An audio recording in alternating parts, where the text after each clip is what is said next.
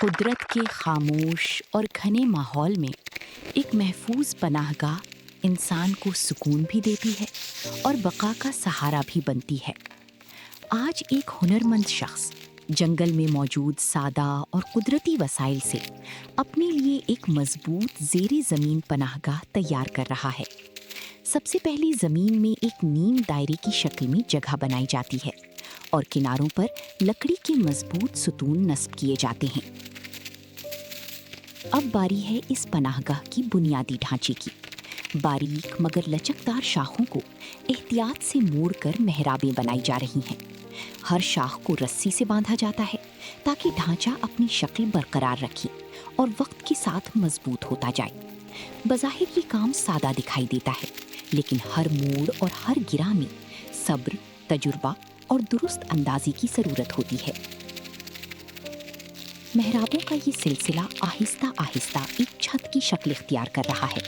اب پتلی شاخوں کو افقی انداز میں بن کر فریم کے اوپر ایک گھنی جالی بنائی جا رہی ہے۔ یہ قدرتی دیوار نہ صرف پناہگاہ کو سہارا دے گی، بلکہ اندر موجود گرمی کو بھی محفوظ رکھنے میں مدد کرے گی۔ جنگل میں تعمیر کا یہی حسن ہے کہ ہر چیز اپنے مقصد کے ساتھ ماحول کا حصہ بھی بن جاتی ہے۔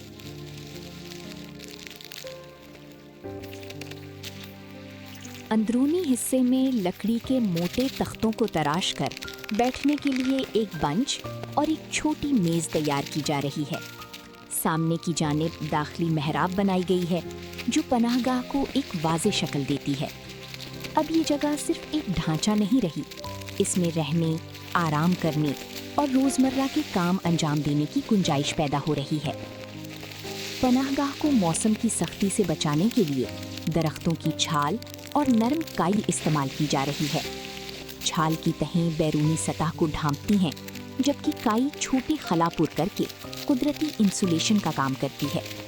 یہ مواد ہلکا ہے، آسانی سے دستیاب ہے اور جنگل کے ماحول میں دور سے تقریباً نظر بھی نہیں آتا۔ داخلے کے باہر ایک گہرا گڑھا کھود کر اسے پتھروں اور مٹی سے مضبوط کیا جا رہا ہے۔ یہی جگہ آگ جلانے اور کھانا پکانے کے لیے ایک سادہ مگر کارآمد چولہے میں تبدیل ہوگی۔ آگ جنگل میں صرف کھانے کی ضرورت پوری نہیں کرتی، یہ سردی سے بچاتی ہے، روشنی دیتی ہے اور ایک عارضی پناہگاہ کو گھر جیسا احساس بھی بخشتی ہے۔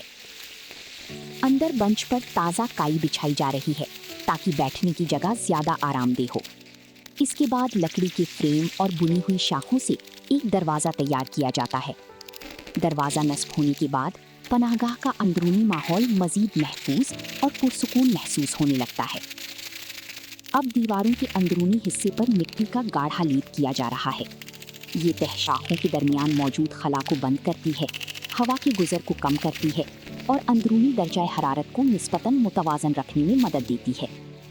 ہاتھ سے کیا گیا یہ کام وقت لیتا ہے، مگر ہر تہ اس چھوٹے سے گھر کو مزید مضبوط بناتی جاتی ہے۔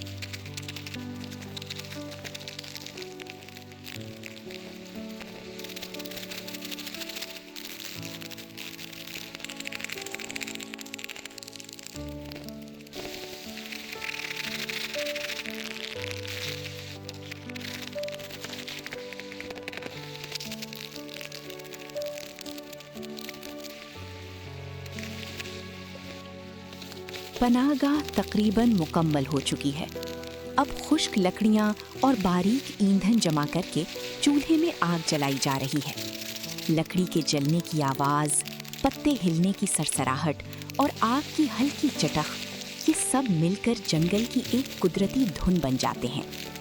اب لکڑی کی سیخوں پر گوشت تیار کیا جاتا ہے اور اسے آگ کی ہلکی آنچ پر پکنے کے لیے رکھ دیا جاتا ہے۔ تازہ سبزیاں کاٹ کر کھانا مکمل کیا جاتا ہے۔ دن بھر کی محنت کے بعد اسی پرسکون پناہگاہ میں بیٹھ کر سادہ کھانے کا لطف لیا جاتا ہے۔ شاید یہی اس تعمیر کا اصل مقصد ہے، کم وسائل میں فطرت کے قریب ایک محفوظ اور پرسکون جگہ تلاش کر لینا۔